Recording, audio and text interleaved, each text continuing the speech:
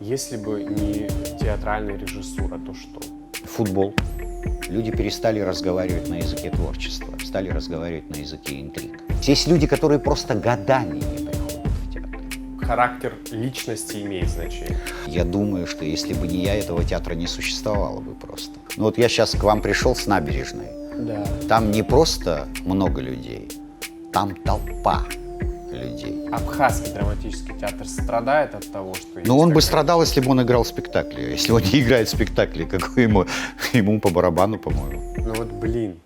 Я бы другие слова употребил свои.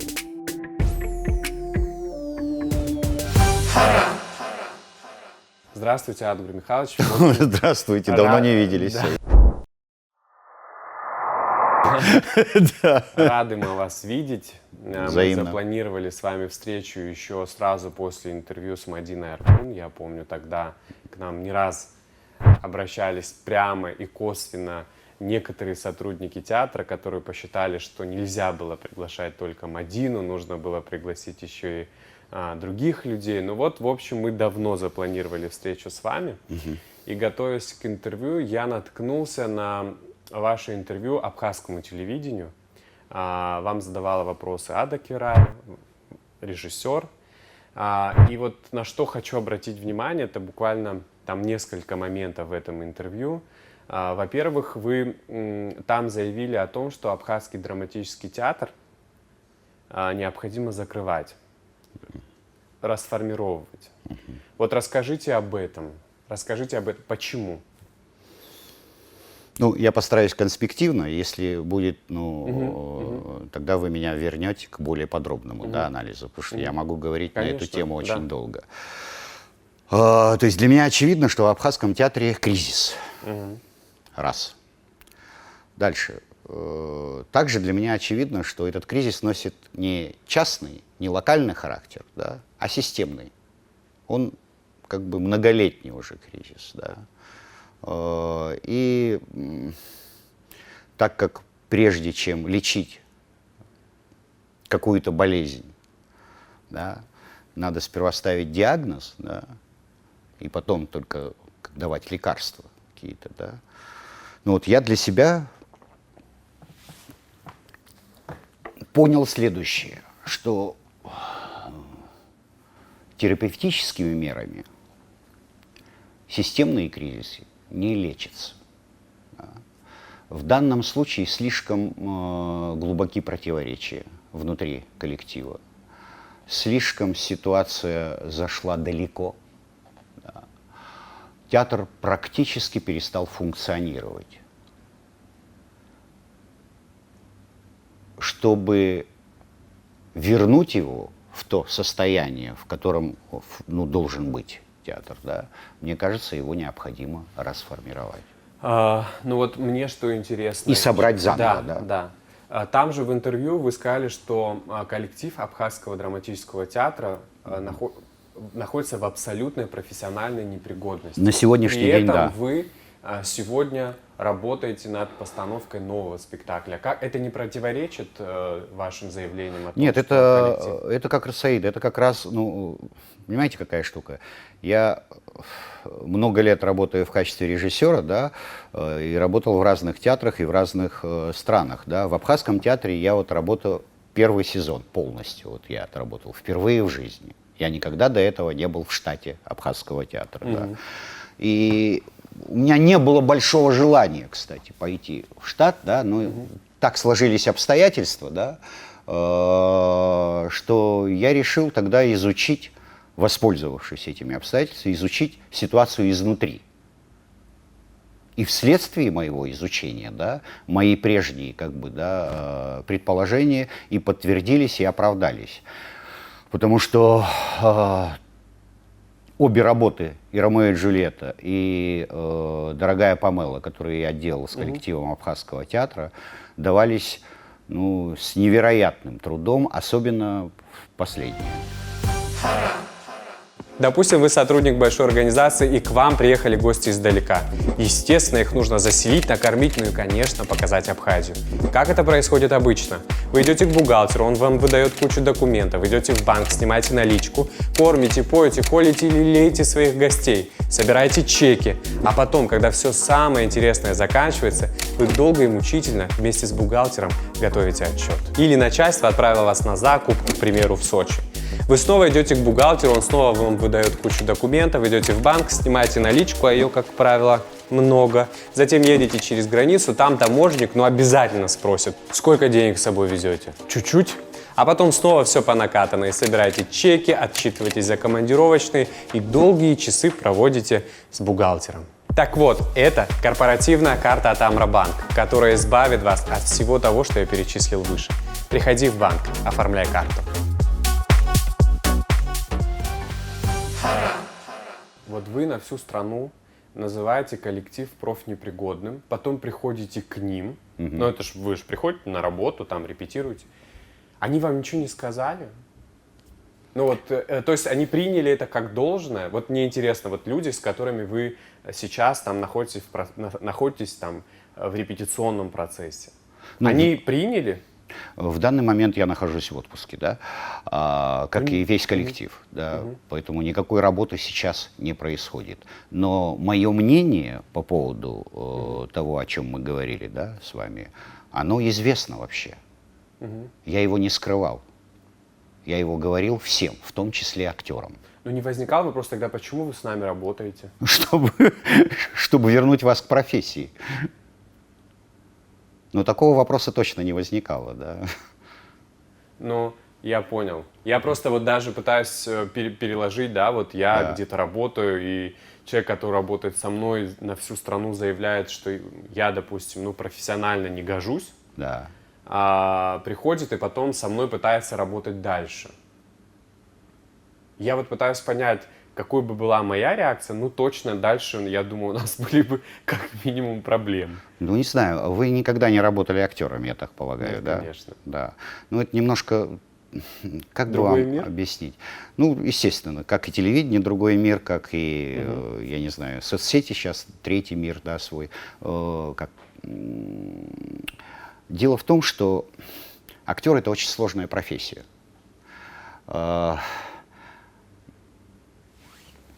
Там, когда человек работает по-настоящему, да, задействована вся его психофизика.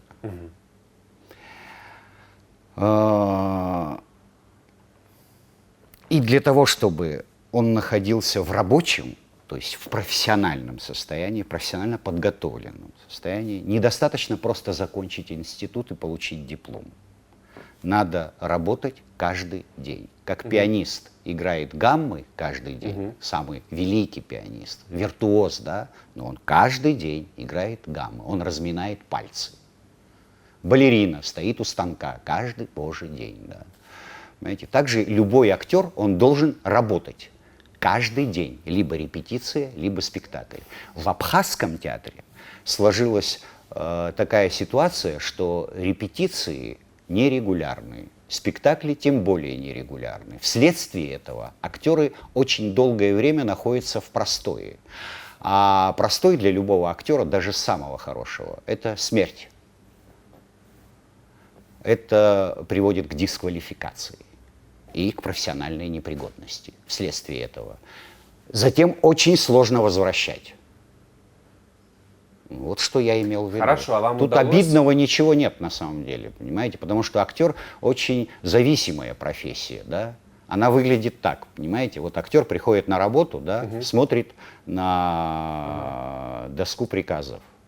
Новый спектакль. Он смотрит, задействован он там или нет. Если он задействован, значит, он идет работать. Если не задействован, значит, он идет отдыхать. Я понимаю, что он, естественно, следует задачам, которые ему ставят. Ну, его занимает, он работает. Да, его не занимает, он не работает. Я всего лишь пытался понять другой вопрос, когда там есть актеры с многолетним стажем, когда их называют профнепригодными. То есть вот это же приговор? Это Нет, это не приговор. Это не приговор. Это просто констатация того факта, что Ты можешь быть хоть супер-пупер народным, заслуженным, много лет работать, но если ты позволил себе полгода не репетировать каждый день, да, ты уже профнепригоден. То есть тебе надо будет время возвращать себя в рабочее состояние. У тебя как твой организм ржавеет, понимаете? Его очень сложно заново реанимировать. Возможно, но сложно.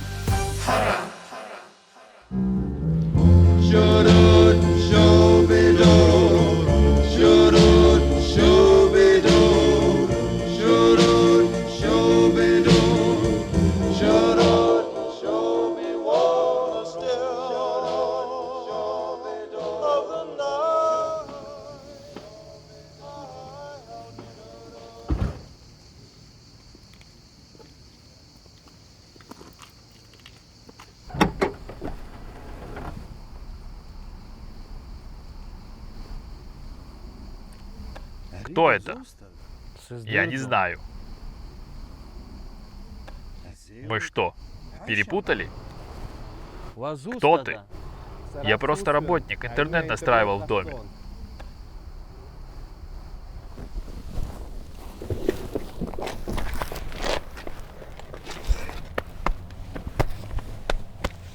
А ну-ка беги отсюда и ни слова больше.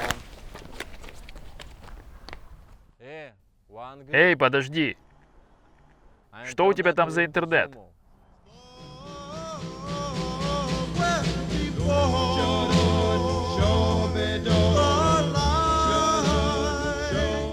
Ахом. Это высокоскоростной домашний интернет с пропускной способностью до 260 мегабит в секунду. Абонентам доступны IPTV, онлайн-кинотеатр, онлайн-пополнение баланса и многое другое. Давай-ка свой номер, настроить дома надо. Позвоните по номеру 720 80 80 и оставьте заявку на подключение.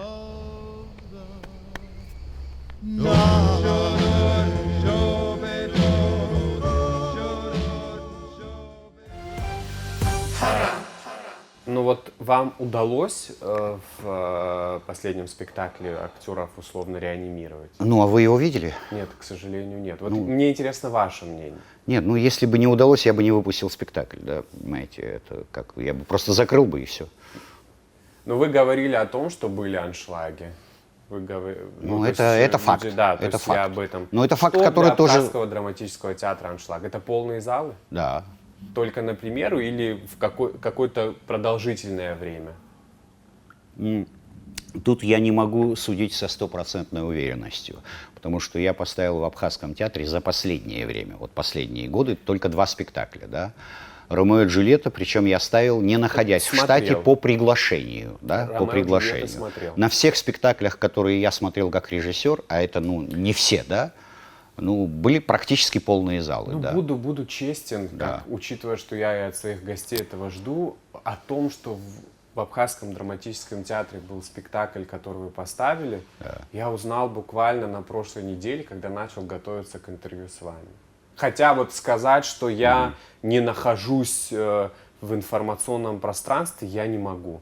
И сейчас, может быть, мне должно быть за это стыдно, не знаю, но Я не знаю, Саид. я всего лишь хочу сказать, что в силу своей профессии я, как правило, нахожусь вот в информационном поле. А тут так вышло, и если вот уж даже я, учитывая, что я постоянно что-то мониторю, смотрю, читаю, не в курсе, то я уверен, что огромное количество жителей нашей страны были не в курсе о том, что вот в Абхазском драматическом театре шел такой спектакль. Я узнал это вот только потому, что я смотрел, готовился к интервью с вами. Как вы думаете, вот в этом отношении, может быть, как-то вот мало пиара было тогда? Я думаю, что не то, что мало, а он практически отсутствовал, да.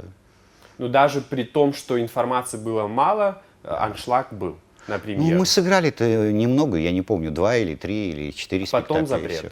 Потом- Нет, потом был, да, карантин, да, и так дальше. Ну вот здесь, как раз здесь же был Ираклий Ревазович, который вот, ну, публично сказал о том, что вот этот запрет Да. на работу учреждений культуры в большей степени повлиял на русский драматический театр, Мы коротко там даже с ним обсудили. Я его спросил, на абхазский не повлиял. Он сослался на ваше интервью. Вот карантин, вот если честно, Да. на работу Абхазского драматического театра повлиял? То есть, В каком смысле? в смысле- Карантин, естественно, влияет на всех. я имею в виду... Что вы имеете Да, в виду? я Да. имею в виду, что театр, ну как, вот, были Вы имеете какие-то в виду запланированные спектакли, Да. какая-то бурная деятельность, условно, Абхазского драматического театра, но из-за карантина, которое все прекратилось. Значит, на момент как бы выпуска спектакля «Дорогая Памела», Да. никаких спектаклей в репертуаре не стояло. Периодически возникали разговоры о том, что надо реанимировать тот или иной спектакль. Мелькали названия, да. Этим занимается, руководство театра, да, А не кто я. сегодня руководство театра? Нет главного режиссера, нет художественного руководителя, нет директора, да, а есть замдиректора, есть завпост, да, Так, есть такие. имя назовите главного человека сегодня в Абхазском драматическом Нет, театре. нет. Такого нет? Нет, нет, Ну, решение ж кто-то принимает. Кто утверждает репертуар театра? Это не ко мне вопрос. Не, ну вы же внутри находитесь сейчас. И- Вот вы, хорошо, вы режиссер-постановщик. Да. Захотели поставить какой-то спектакль. К кому вы идете в Абхазском драматическом театре, чтобы этот спектакль согласовать? Вы же сейчас спектакль этот какой-то над каким-то работаете? В том случае, когда речь шла о Памеле, да, я пошел к замдиректору, вот с ней согласовывал. С «Дорогой Памелой» понятно. Сегодня «Ромео и Джульетта» существует в Абхазском драматическом? Он уже не Распался? существует уже год. То есть спектакль распался? То есть как ушли актеры, которые были заняты в этом спектакле, да.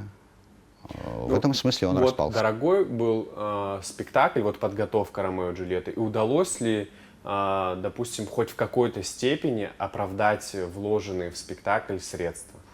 Нет, я не могу вам точно ответить на этот вопрос, поскольку я занимаюсь творческими вещами, да, а не финансовыми, да. Поэтому ни сметы я не знаю, ни тому подобное. Вы выбирали актеров Да, естественно. лично. Вы довольны игрой главных актеров? Скажу, почему я спрашиваю сейчас. Да. А то я так тоже сел, такой, вы довольны? Я помню очень много отзывов о том, что в принципе не очень сыграли актеры. Было много и положительных отзывов. Вот я и хочу спросить, вот вы как режиссер, что можете сказать о том, как сыграли актеры? Главную роль играл ваш племянник Да, Бинар. да. Вообще не обиделись другие актеры, что вы племянника своего на главную роль взяли? Ну, вы понимаете, какая штука? У меня помимо моего племянника, у меня там еще и брат работает, еще невестка работает, еще двоюродный брат работает, еще троюродная сестра работает. То есть у нас вообще-то династия такая. Степень ответственности вашей семьи за то, что театр надо разрушать, какова в таком случае? Огромная. Во всем виноваты ковевцы, да? Если вы это хотели услышать. Нет, я просто спрашиваю, я заранее Саид, ответа не жду. я даже вам открою секрет. Один из основателей Абхазского Ваш театра отец. мой родной Не отец. секрет, да. не секрет. Поэтому, Долгое время театром знаете, у руководил меня много ваш родной брат. Да, у меня много родственников в этом театре. Поэтому, с другой стороны, сказать, что я по родственному признаку выбирал, я скажу нет, но, естественно, найдутся люди, которые скажут, он лукавит, да. Потому что люди так устроены, что судят других по себе, да. В том, что касается распределения ролей и вообще выбора самого материала, да, я изначально заявлял в театр другой материал. Пьеса называлась «Визит старой дамы», да, которую я хотел ставить, Дюринмата. Потом поставили в Да, программе. но меня очень попросило тогдашнее руководство Абхазского театра в лице Надара Викторовича Чанба, да, в том, что вот у нас молодежи много появилось, да, и нам бы вот на молодежь бы вот что-нибудь. Я подумал, предложил «Ромео и Джульетта». Эта идея была принята, да, и у меня была главная задача, как приглашенного режиссера на тот момент, чтобы я максимально задействовал молодежь театра, в число которых входил и Бинар, и Осман, и там, много ребят там. Долгое время, вот если уж вы сами, да, вы говорите о том, что уже чуть ли не династия вашей семьи. Ну, так и есть. Так и есть, да. Вы в разных интервью... У нас об много этом- разных поколений просто, да. Да, и да, и круто. Долгое время Абхазским драматическим театром руководил ваш родной брат. Да. В том же интервью Абхазскому телевидению вы говорили о том, что вот театр уже очень много лет находится в состоянии кризиса. Да. Вы с братом это обсуждали? Вот вы Да, говорили ему, ну что ты Да, там делаешь да. такого, ну давай уже вот так. да, у нас были, понимаете, какая штука, да?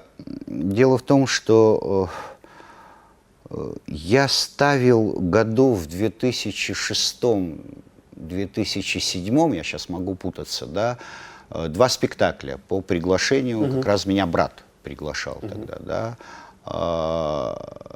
Пьесу Миллера, по-моему, сперва, да, а затем пьесу Макдонаха, да. И мне тогда уже было ясно, что процессы, происходящие в театре, да, они как бы, да, ну, немножко, ну, настораживают, да. И я это говорил брату как человек со стороны, да, и как человек неравнодушный, да. И он это тоже понимал и пытался что-то с этим сделать, да. Это касалось не столько труппы, на самом деле, поскольку на тот момент труппа была монолитной. Сейчас нет. Да. Тогда она была монолитной, сплоченной вокруг художественного лидера. Да. А вот все, что касается цехов, административных дел, организационных, пиара, как сейчас модно говорить, он просто отсутствовал. Никто не занимался этим, или либо занимались этим вот так, спустя рукава, да, и вообще не считалось это. Полностью отсутствовала работа со зрителем. Я помню, что вот я тогда привез этот материал, повесть такого писателя Шмидта «Оскар и розовая дама». Да. Привез и отдал в театр, поскольку она уже тогда начала ставиться и была очень популярной. И Мадина Аргун вместе с Алхасом Шамбой, они взяли этот материал в работу. И они долго работали, это вот как бы так, ну это моноспектакль такой был, да. И я помню, что в день премьеры спектакль отменили. Кто отменил? Я не знаю, наверное, руководство, да. Руководство театра или... Администратор, потому что в зале не сидело ни одного человека. А кто был руководителем театра в тот период? Нет, художественным руководителем был мой брат, да. Он отменил спектакль? Нет, как вам сказать, не было Как продано есть. ни одного билета. Вы не понимаете. Все, понимаю. Не Вот пришел тогда зри- вы уже не- прямым текстом Не говорите, пришел понимаю. зритель. Понял. Понимаете, да? Не пришел зритель на премьеру. Я помню, как рыдала Мадина, да, и вообще это, конечно, для меня был нонсенс просто, да. То есть эти службы, которые должны обеспечивать, понимаете, ну, я понимаю, что вышел спектакль, зрители его посмотрели, и им не понравился, и по телефону все друг другу сказали, что это плохой спектакль. Но если вообще не пришли, откуда они знают, хороший или плохой, понимаете, да. Вот на эту тему мы много говорили. Но это же трагедия для театра, это не трагедия Я думаю, для что отдельного да. режиссера или отдельного думаю, что актера, да. Я это думаю, же что трагедия да. для всего Я театра. думаю, что Но да. вот в тот момент театром руководил ваш брат. Вот, Да. может быть, не пришли, потому что не знали. Может быть, может быть, тысячи причин, в которых явно есть виноватые. Вот кто-то пытался найти виноватого. Может быть, служба, там, информационная служба не справилась со своей работой. Саид, Может быть, режиссер, может быть, художественный руководитель, там, ваш брат не справился со своей Может работой. быть, все может быть. То есть, Саид, ну, но как? я вам рассказываю факт, Трагедия, которому да. я был свидетель. Трагедия. Свидетель. Но я как бы, я был, я занимался своей работой. Это вот так вот при мне происходило, да, и я был сосредоточен на своей работе. Сам факт я оценил, мы о нем говорили, что там дальше Что вы выясняли. тогда сказали Мадине? Ну, Когда она... пробовала успокоить как-то, ну как тут успокоишь, да. Ну, я помню, что вот она плакала, да, это было такое, да, неприятное было. Ну, сегодня Абхазский драматический театр существует, Да. или не существует, я уже не знаю, как говорить правильно. Вы говорили, что он мертв на последнем издыхании, я вот к этому. Без руководства. Вот кто, на ваш взгляд, мог бы стать сегодня возглавить Абхазский драматический театр? Это, на мой взгляд, это глубочайшее заблуждение, да, что существует в мире человек, который пришел бы, и вдруг вот все изменилось, и театр стал работать так, как должен работать. Поскольку, еще раз повторяю, проблемы копились годами. Дальше, смотрите, в театре произошел глубокий внутренний конфликт. То есть та труппа, которая была монолитной и объединена вокруг художественного руководителя, да, она раздробилась на несколько частей.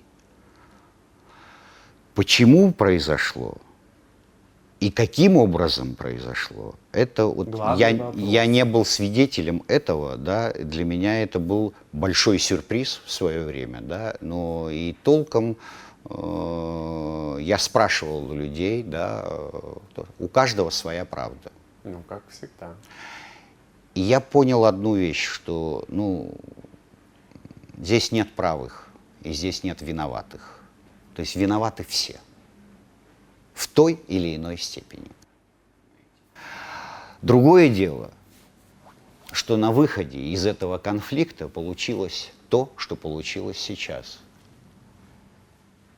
Что труппа недееспособна, что нет репертуара, что спектакли практически не играются, что репетиции происходят время от времени. И то, как они происходят, да, это для меня нарушение всяких этических и ремесленных норм. Потому что люди совершенно спокойно как бы могут опаздывать, да, могут... ну, как, знаете, люди приходят на работу, как будто делают одолжение. Для людей как бы у них жизнь, важная жизнь где-то вне театра. Я не думаю, что это правильно. В театре работают особенные люди, понимаете, должны работать особенные люди. И должны работать они так, ну, как бы фанатеть от своей работы. Если этого в них нет, то толку не будет. В данном же случае, ну, понимаете, в огромный коллектив, огромная труппа, на работу практически никто не приходит. А зарплаты получают? А зарплату получают. Ну, небольшая, да, небольшая, но тем не менее.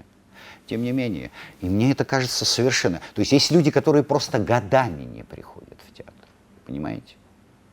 Как можно было вот довести до такого состояния, я не понимаю. Как можно вылечить эту болезнь, я знаю. Мне кажется, что я знаю, да, хирургическим путем. Ну, вы говорили о том, что необходимо расформировать Абхазский драматический театр. В этом же контексте вам ведущая тогда задала вопрос, не обращались ли вы с этим к руководству страны. Вы сказали, нет смысла, ну зачем обращаться, в руководстве люди умные, они прекрасно понимают и видят, что происходит. Насколько я знаю, вот если меня ввели в заблуждение, поправляйте, вы один из авторов письма, главная суть которого давайте расформируем Абхазский драматический театр. И вот это письмо, если еще раз повторяю, если это, ну, меня могли дезинформировать, вы исправляете. Вас дезинформировали. Да, вот что вы именно с этим письмом, ну, вы один из авторов этого письма и обращаетесь к общественным деятелям, абсолютно разным, авторитетным людям в Абхазии, чтобы они подписали идею. Это не соответствует действительности. Ну, что-то такое есть? Нет, это не соответствует Никаких действительности. писем Я нет. никаких писем не подписывал и вряд ли подпишу, что у меня правило, я не подписываю коллективных писем. А что, интересное правило. Ну, потому что я никогда не прячусь за коллектив. Вы не подписываете, но такое письмо есть. И понятия не имею. Я не читал, я видели. впервые слышу об этом. Да. Вот видите, как я вам новости сообщил. Ну, Абхазия, она такая, знаете, ну, как бы вас дезинформировали. Вот, к данной ситуации, если существует такое письмо, я никакого отношения к этому письму не имею. Другое дело, что идея расформирования театра, приверженцем которой я являюсь, Да, я ее не открыто об этом скрывал говорите. нигде Да. и никогда.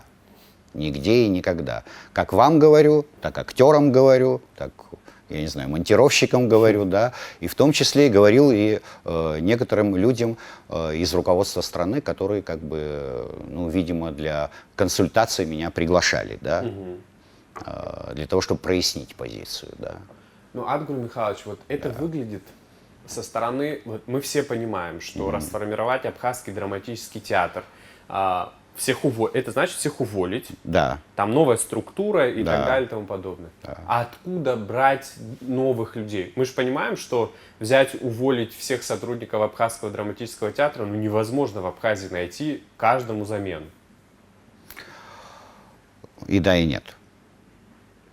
Почему да, почему Ну, нет? вы недооцениваете Абхазию. Я думаю, что в том, что касается организационных, административных структур, вполне можно как бы найти и других людей. Нет, я про Ну, актеров, которые не поискать. приходят на репетиции. Речь об актерах, если идет, да, в этом смысле вы абсолютно правы, да, потому что у нас дефицит на актеров, да, и, естественно, набирать новую труппу придется из тех же людей, которые есть на сегодняшний день. Но с одним исключением. Эти люди будут набраны по контракту, Как работает во всем мире театр. как работает во всем мире. Я, опять же, ну, понимаете, это вот сейчас мы с вами как разговариваем со слагательным наклонением. Рассуждаем, Да, конечно. рассуждаем со слагательным наклонением. Я не могу требовать, чтобы сделали так, как я считаю. Я могу только поделиться тем, что я считаю правильным. Например, как делал бы я. Вот это я могу сказать. Ну да, нет, Да. очевидно. Я бы вы же уволил бы всех, анализировали. начиная с себя. Да? А себя потом на работу Да. взяли бы? Себя, думаю, что предложение сделал бы. И переговоры на эту тему были бы, да, но и сложные были бы переговоры на эту тему.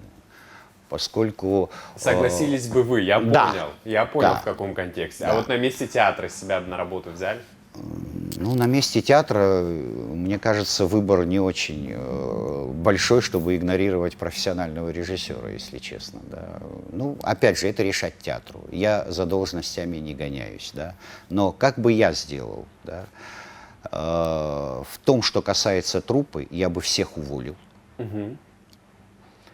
И всех 100% вернул бы на работу, подписав предварительно с каждым срочный трудовой договор и проведя переговоры предварительные с каждым членом этой труппы. Что я, как предполагаемый руководитель, да, я заключаю с вами, Саид, договор, да, в котором четко прописаны ваши права и ваши обязанности. И должностные инструкции. И должностные инструкции. Если вы их не будете соблюдать, Вас я из-за- вынужден буду к вам принимать дисциплинарные меры. И те люди, которые знают меня, а практически вся труппа меня знает, да, я думаю, поверят в то, что я буду следить за этим. Я, вот знаете, что пытаюсь понять? У руководства, я понимаю, что сегодня нет директора театра, а что у руководства таких возможностей условно увольнять или наказывать людей, которые вот делают все, что вы перечислили выше, не было? Они в судебном порядке могли восстановиться? Ну, или насколько как я знаю, было много судов, Да. кто-то восстанавливался, кто-то не восстанавливался. Понимаете, если сейчас вот, опять же, назначить какого-то нового человека, правильного, да, Да. он столкнется с этим же, да, потому что, ну, люди будут нарушать производственную дисциплину, да, а увольнение в каждом частном случае, да, оно сопряжено с огромной волокитой, да, с огромнейшей, да, и человек в результате вместо того, чтобы заниматься делом, да, будет заниматься судебными тяжбами. Притом, так как, насколько я знаю, чисто юридически, да, Абхазский театр существует еще в какие-то советское время, да, по советскому КЗОТу существует, по которому уволить человека возможно только в том случае, если он совершил, я не знаю, преступление какое-то, понимаете, да. Так просто из штата ты человека уволить не можешь. Понимаете, да. Поэтому с этим сопряжено очень много проблем, да. И со взрослыми людьми разговаривать как бы на тему, знаете, ой, давайте мы вот плохо себя вели, давайте сейчас начнем себя вести хорошо, мне кажется, это смешно просто, да. Никто этого не будет делать, да. Должен быть инструмент воздействия. Адгун Михайлович, давайте представим, что вот ваше предложение осуществилось. В таком случае вы бы хотели возглавить Абхазский драматический театр? Если не вы, то кто? Еще раз повторяю. Да нет, я... Первично в Да. данном случае и абсолютно нереалистично, на мой взгляд, да, расформирование коллектива. Но мы же рассуждаем, то есть это же ваша идея, которая, по вашему мнению, то есть это план, который, по вашему Я не мнению, думаю, что может это возродить Саид, Абхазский я не думаю, драматический что это театр. только моя идея. Ну, Эта идея да. носится в воздухе. И рано или поздно к ней придется прибегнуть. Ну вот рано идея или поздно. там, да. большого количества людей, группы людей. Ну Да. тут не суть в том, сколько человек. Вот мне интересна ваша позиция, ну, ваше мнение. Вот вы же не просто так это транслируете, вы видите в этом решение. Да. Вот, я об этом и говорю. Вот представим, мы же можем представить, что как бы вот эта идея, которую, ладно, не вы транслируете только, а вот группа людей, она получила там зеленый свет, удалось ее реализовать. И вот в такой театр, вот который будет строиться заново, Да. вы бы хотели быть директором? Или если не вы, то кто бы мог, на ваш взгляд, такой вот новый театр кирпичик за кирпичиком построить? Во-первых, если такая ситуация произойдет, это благо для театра. Это значит, у театра появится будущее, да. Раз. Второе. Я думаю, что в Абхазии достаточно много достойных людей, которые могли бы эту работу осуществить. Другое дело, да, что с каждым из этих людей надо договариваться, да, и этот человек должен быть застрахован, да, от каких-то там, ну, то есть с ним надо заключать отдельный договор, точно так же, как он будет потом заключать, он или она, да, будет заключать с коллективом, да. И таких людей много в Абхазии. И я не исключаю того, что если кого-то из них назначат, я спокойно буду как бы сотрудничать в качестве очередного режиссера или приглашенного, как сочтут нужным. Да? В этом смысле я за властью не гонюсь. Логика есть в том, что могут и мне предложить. Если предложат, я буду всерьез это обсуждать, да, поскольку, ну, как бы, знаете, взялся за гуж, не говори, что не идешь. Это моя профессия, это театр, который для меня не чужой, да, и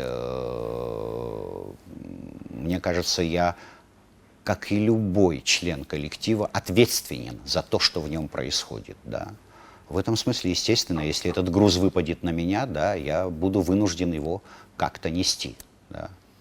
Но это, знаете, это, во-первых, разговор в сослагательном наклонении. Ну, да? безусловно. Во-вторых, безусловно. он сопряжен с таким количеством, знаете, отдельных договоренностей, которые, как устав будет выглядеть, как это все, знаете, это масса всяких нюансов, да. Нет, ну раз, по вашему мнению, сегодня театр в этом нуждается, вот мы как раз и готовы об этом открыто говорить. Вы еще ставили для русского драматического театра Хаджи Мурата.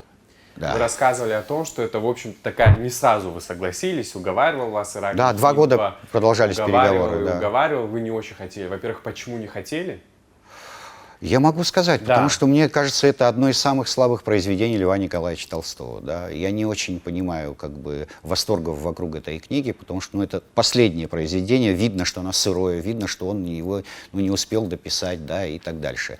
Потом в том, что касается сценической адаптации, более неудачного выбора представить себе трудно, да, потому что книжка, ну, если вы читали, вы, наверное, как бы, да, согласитесь со мной, абсолютно повествовательная, да, она, ну, почти не предполагает и не обладает драматическими диалогами, да, она все время как бы эпическая такая книжка, да, то есть как ее ставить, это, для чего это нужно было Ираклию, надо спрашивать у него, да, ну, его вот как замкнуло на этом. Его замкнуло, и я в какой-то момент просто понял, что мне надо либо просто, вообще отказываться, да, от какого-то, либо просто пойти ему навстречу, да, потому что... Не пожалели? В итоге, Нет, что вы, нет, что вы. Но там это благодаря, конечно, Баталу. Баталу, Да, потому что и актерам тоже, да, но вследствие, потому что импульс первый, как можно решить это в пространстве, дал Батал. Вот первый импульс. И потом, когда я получил этот импульс, а я еще помню, мы где-то в степях ехали, да, Батал мне позвонил и как сбивчиво вот эти свои первые идеи рассказывал. И вот у меня тогда зажглось в казахстанских степях, какая-то картинка возникла, да. А затем я начал просто изучать вопрос более глубоко. И я обратил внимание на то, что, на то, что надо было, наверное, сразу обратить внимание, что это последнее произведение Толстого, что есть легенда, что когда он уходил вот в этот свой последний побег, да, когда сбежал из дома, да, что чуть ли он не взял с собой эту книжку, да, что у него было такое особенное отношение к Хаджи Мурату, да, как к персонажу.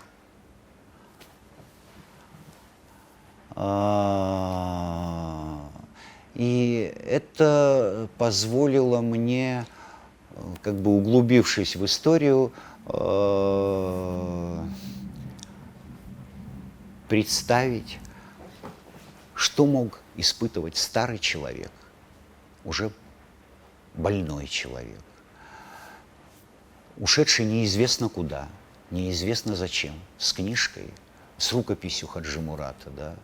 Может быть, он собирался на Кавказ, где он когда-то воевал. Может быть, у него по пути были галлюцинации. Может быть, он как бы, да, представлял себе, как он будет заканчивать эту незаконченную книжку, да. И в конце концов у нас получился спектакль не столько о самом Хаджи Мурате, сколько о взаимоотношениях автора и персонажа.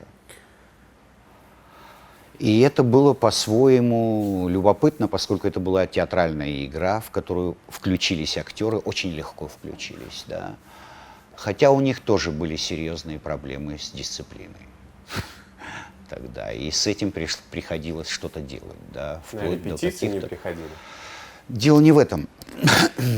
Дело в том, что, проблемы с вовремя, не вовремя, проблемы с тем, что включенность, невключенность в рабочий процесс, да, вот это такие, кавказские темы. А оказывается, и в Русдраме такое возможно?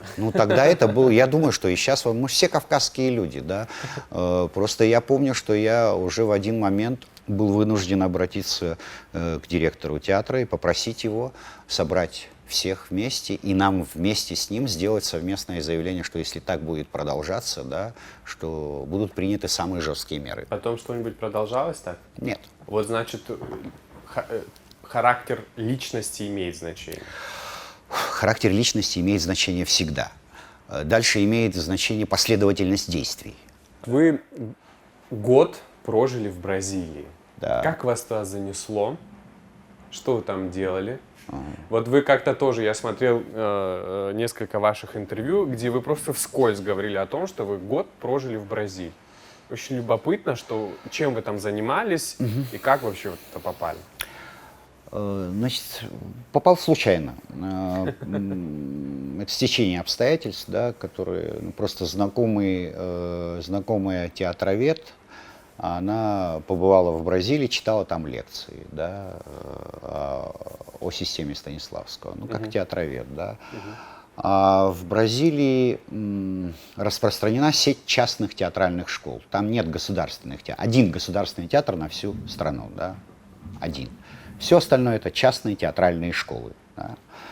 И хозяин одной из этих частных театральных школ попросил театроведшу, да, порекомендовать какого-то режиссера, да, который бы провел мастер-классы, что ли, да, для его студентов, преподавателей по системе Станиславского.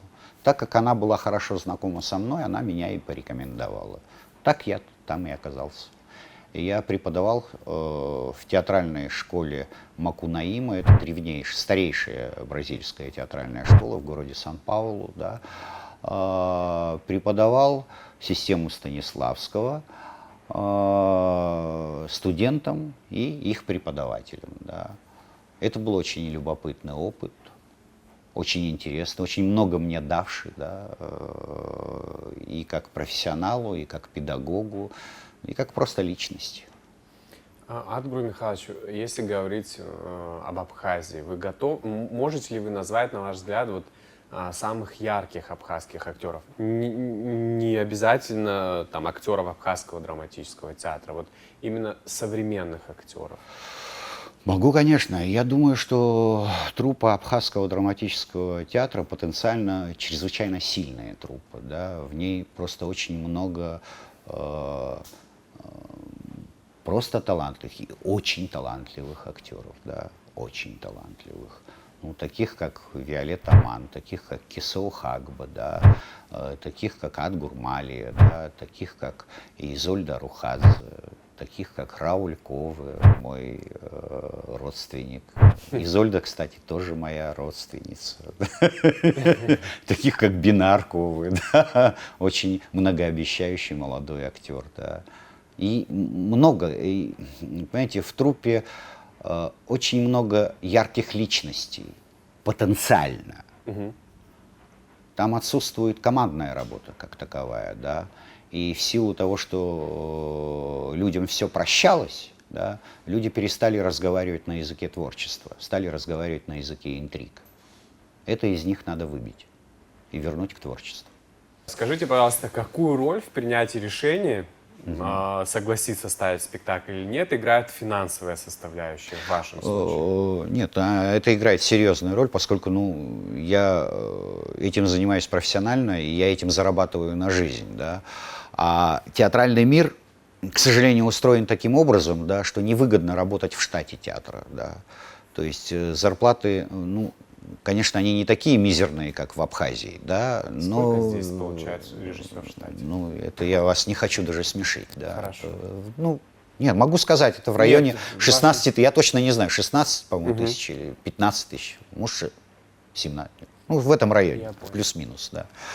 Вот. В России они, конечно, посерьезнее зарплаты, но все равно они небольшие по сравнению с гонорарами, которые ты получаешь как приглашенный режиссер. Да. Там суммы могут быть серьезными. Вы готовы, допустим, озвучить свой самый большой гонорар вот за 40 лет вашей работы? Сейчас сколько стоит пригласить вас в качестве режиссера, тоже было бы, конечно, интересно. Нет, я могу озвучить, но это было в Европе, да, поэтому я получил 15 тысяч долларов, по-моему, за спектакль, да, это для России тоже невероятная сумма, да. Да. Но бывало такое, что вот вам предлагали поставить спектакль, вам нравилась идея, нравилось все, но вас не устраивала предложенная сумма, и вы отказывались от работы? Нет, такого не бывало. Все-таки вы в приоритете? Если меня интересует творческий материал, я склонен к компромиссам. Да. К сожалению. Почему, к сожалению? Потому что это вредит карману, бюджету семьи. Вы говорили о том, что вот в своих интервью, что вы проработали в режиссуре 40 лет, больше 40 лет. С 83-го года, я не знаю, сколько я это. никогда тоже не посчитаю. Не, это меньше 40, это 38, подожди, сейчас. Около 40. Около, в этом районе, да. Были ли периоды, когда вы хотели уйти из этой профессии? Нет. И с чем это было связано? Нет. Или сожаление о том, что вы стали были два вынужденных перерыва, да. Первый — это служба в рядах советской армии, да, просто, меня с репетиции вытащили на призывной пункт, и на следующий день я уже оказался в войсках. И потом 1,5 года, да, пока я служил, в общем, я к театру не имел никакого отношения и, честно говоря, скучал, да. Ну и был потом вынужденный перерыв во время войны, да. Там было не до театра, да, не до театра. Все остальное время я занимался только театром. Если бы не театральная режиссура, то что? Футбол. Прямо так однозначно? Думаю, что Вы да. любитель? Мне кажется, у меня были способности, но природная леность как бы мешала их развить, да. Ну какая же природная ленность, если вы режиссер? Я абсолютный лентяй во всем, что касается Вне жизни, да, вне театра, да. Абсолютный разгильдяй, лентяй, сибарит и тому подобное. Но на ваш выбор профессии не повлияло то, что вот вы выросли в творческой семье? То есть, Это особенно сейчас, после нашего там 2-часовой беседы, когда как бы очень много ваших родственников. Это повлияло Например. прежде всего, поскольку, ну, понимаете, я не выбирал профессию. Она как-то вот, ну, как вот, ну, вот я закончил школу. Ну, типа, конечно, режиссер. Нет, я поступил на театроведческий факультет. Я поступил на театроведческий факультет ГИТИСа к Борису Николаевичу Любимову и Павлу Санычу Маркову. Это был последний курс Павла Саныча Маркова, да. И я год проучился на театроведческом факультете, одновременно посещая как вольный слушатель, свободный слушатель, да, параллельный курс режиссерского факультета Иосифа Михайловича Туманова, да. И в конце стал, когда закончился первый курс, стал вопрос, потому что совмещать уже дальше было невозможно. Надо было выбирать либо туда, либо сюда. Да. Я выбрал режиссерский и дальше уже был на режиссерском. Вы наверняка ходили на какие-то спектакли Русского драматического театра. Можете выделить для себя, вот, который вам вот, по-настоящему понравился? Ну, вот из того, что вы смотрели. Ну, из того, я смотрел не все, да, из того, что я смотрел, ну, мне кажется, это театр, который как бы находится в начале пути, да, тоже со своими плюсами и с минусами, да.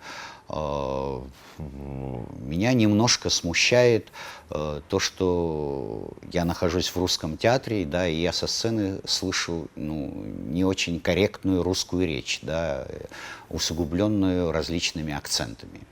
Вот это мне мешает, да, потому что я привык, что в русском театре очень большое внимание уделяется правильной речи, да. Так, чтобы сказать, что какой-то спектакль произвел на меня очень большое впечатление, я буду неправ, да, я буду неправ. Но я больше слежу за другими там вещами, да, я слежу за тем, как складывается коллектив, и меня радует то, что там все время присутствует ансамбль в удачном и неудачном спектакле, да, то есть люди стараются работать в контакте друг с другом, да, не изолированно, не эгоистично, да, а как бы в сотрудничестве, да, в сотворчестве. В этом смысле перспективы у этого театра есть, и он мне, этот театр, не чужой, понимаете, я в нем проработал вообще-то 11 лет, да, и в какой-то момент я думаю, что если бы не я, этого театра не существовало бы просто, понимаете, потому что, ну, как бы здание было сожжено, да, другого здания нет и не предвидится, труппа не существует, да, и так дальше, да, понимаете, ни документов, ничего, вообще ничего не было, да. Поэтому, ну, в каком-то смысле, да, ну, в большом смысле он для меня не чужой театр, и мне радостно, что его любит зритель, да, и что он работает ярко и зрелищно. Пока, может быть, иногда в ущерб содержанию, да, но я надеюсь, все впереди. Вы как-то в интервью тоже сказали, опять меня поправьте, если что вдруг, Да. о том, что, в общем-то, абхазский зритель любит театр независимо от того, хороший спектакль или плохой спектакль, и, в общем-то, к этому привел непосредственно Ираклий Хинтпа. Нет, ну, сейчас, да. Во-первых, это такая тенденция не только в Абхазии. Последние лет 10 вдруг зритель повалил в театры. Везде. В России битком забиты залы. На всех спектаклях, независимо от их качества. Хорошие они или плохие. Да? Ну, то же самое происходит и в Абхазии. Но в Абхазии для меня удивительно, и почему я Ираклия вспомнил, да, потому что до него, на мой взгляд, ну, как бы моды ходить в театр не было, это он ее ввел. Агрессивным пиаром, да, постоянным, как бы, да, подпитыванием этого пиара, да. И вдруг произошло чудо. На моей памяти в Абхазии, ну, полные залы были только на премьерных спектаклях. Что в Абхазском театре, что в Грузинском театре в советское время, да, что в Русском театре, да. То есть, ну, как бы люди приходили, положено на премьеру, и дальше уже только любители ходили, да. Чтобы были аншлаги на рядовых спектаклях, это сделал только Ираклий. За что ему большое спасибо. Потому что автоматически эта мода перекочевала и в Абхазский театр. Ну, вы назвали пиар агрессивным. Да. Как вы, вот, интересно ваше профессиональное мнение. В каком положении оказываются актеры, когда регулярно перед тем, как они вообще выйдут на сцену, оценка уже есть в обществе? То есть Ираклий называет предстоящие премьеры феноменальными, гениальными, выдающимися и так далее, когда зритель его еще в принципе не увидел. Вот как это может повлиять на актера? Он изначально как будто бы формирует мнение. Ну, надо спрашивать актеров. Я думаю, что с педагогической точки зрения это не совсем грамотно, да, в том, что касается молодых актеров особенно, да, потому что если им внушается, что уже то, что они делают сейчас, уже гениально, да, такие слова используются, да, ну, встает вопрос, а что им дальше развиваться-то, да, они уже гении. Вторая вещь. Эти слова, знаете, от частого повторения, да, они могут, ну, как бы потерять значение, что ли, да, то есть гениального в жизни вообще мало, да, и шедевров в жизни мало, да. Шедевром не может быть каждый спектакль, и он и не является таковым, да. Это я называю агрессивным пиаром, да, и, ну, наверное, Ираклий считает, что это приносит как бы пользу, да, театру. Ну, еще вот у меня возникал вопрос. В последнее время Русский драматический театр работал каждый день. Да. В принципе, работали, ну, может быть, не одни и те же актеры, наверняка там какие-то актеры сменялись. Насколько это вот, ну, не могу подобрать правильное слово, но насколько это вот верно, наверное, это не изматывает. Как это чудесно, Вот это так великолепно. должен работать театр. Ну, конечно, ну что, еще раз говорю, до Ираклия, да, вот такого, что, понимаете, театры не играли каждый день спектаклей. Их было 3 театра, да, в городе Сухуми, Да. который был до войны 150-тысячным городом, да. 150-тысячным. И ни один театр не играл каждый день. Сейчас в 60-тысячном городке, да, есть театр, который играет каждый день. И на него ходит зритель. Это чудо. Это великолепно. Так должен работать каждый театр. Почему-то я не спросил у вас вашего мнения о том, как вы относитесь к ограничениям, которые распространены только на учреждения культуры. То есть, опять-таки, системно. Я понял. Но это сложный вопрос. То есть, как я думаю, да? Я думаю, что если всерьез бороться с ковидом, то надо закрывать границу наглухо, как она была закрыта год назад. Ну, потому что, ну, совершенно очевидно, да, откуда этот ковид поступает, да. Почему этого не делают, я не знаю. Ну, да, это другой вопрос. Мне интересно, вот... А почему страдают учреждения культуры? Ну, понимаете, ну как? С одной стороны, да, ты можешь там масками, там что-то опылением заниматься, но с другой стороны, понятно, что если придет больной человек, он все равно заразит. Понимаете? Точно так же, как понятно, что если... Ну вот я сейчас к вам пришел с набережной. Да. Там не просто много людей, там толпа людей. И люди как, я не знаю, как вот, ну, просто вплотную друг к другу. И, ну, может быть, у одного из сотни, да, маска на лице. Понимаете? И, естественно, риск заразиться там существует гораздо больше, нежели в театре во время спектакля. Да. Ну вот я вам вначале неправильно задал по этому поводу вопрос. Вы сказали, что страдает. Вот Абхазский драматический театр страдает от того, что... Ну, он бы страдал, если бы он играл в спектакле. Если он не играет в спектакле, какой ему по барабану, по-моему. Отменили ограничения. Ну, Абхазскому театру все равно не было, ну... Есть, ну вот отменили ограничения, есть что Ну, там я могу говорить за свои спектакли. Ромео и Джульетта играться не может, поскольку просто отсутствуют люди. Ушли, они ушли в Русдрам. Некоторые ушли в Русдрам, некоторые ушли в театр Вахтангова, как Бинар, да. Просто их нет. Их нет. Знаете, кто мог, тот туда ушел. Да. Не работает в Абхазском драматическом театре? Ну, формально работает. Так же, как формально Что это половина... значит? Подождите. И сейчас я вам объясню, что это значит. Расскажите. Сейчас я вам объясню, что это. Так же, как и люди, которые работают в Русдраме, формально числятся, ну, некоторые, по крайней мере, да, числились в Абхазском И театре. они да. получают зарплату Да. просто так. Да. Ну, я знаю, что уволились официально вот Осман некоторое время назад, да, Абухба. А до этого как бы он работал в 2 театрах. И, по-моему, Милана Ломия, да, вот они уволились. Остальные, по-моему, так вот и работают туда-сюда. Ну, блин. Ну вот, блин.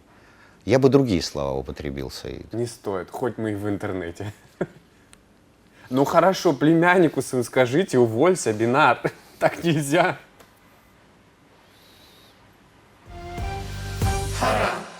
С Абхазским театром надо что-то делать. Понимаете, это вот существование такое, да, это как, знаете, гальванизация трупа, да, такого, да, понимаете. Или же вот дерево, да, дерево, ствол есть, ветки есть, да, но дерево уже не плодоносит. Вот, знаете, ну, Абхазский театр не функционирует, да, и не будет функционировать, пока с ним чего-то как бы радикального не произойдет, революции пока не произойдет, да. И она рано или поздно произойдет. Лучше рано, чем поздно. Там очень много талантливых людей.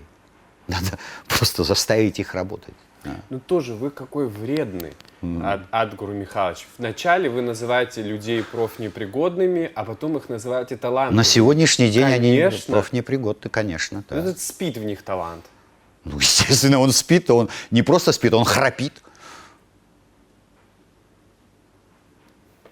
Талант – ничто вообще, знаете. Все решает работоспособность. Можно быть сколь угодно талантливыми. Если ты не любишь работать, ты не реализуешься. Ну, по крайней мере, в актерском деле это так.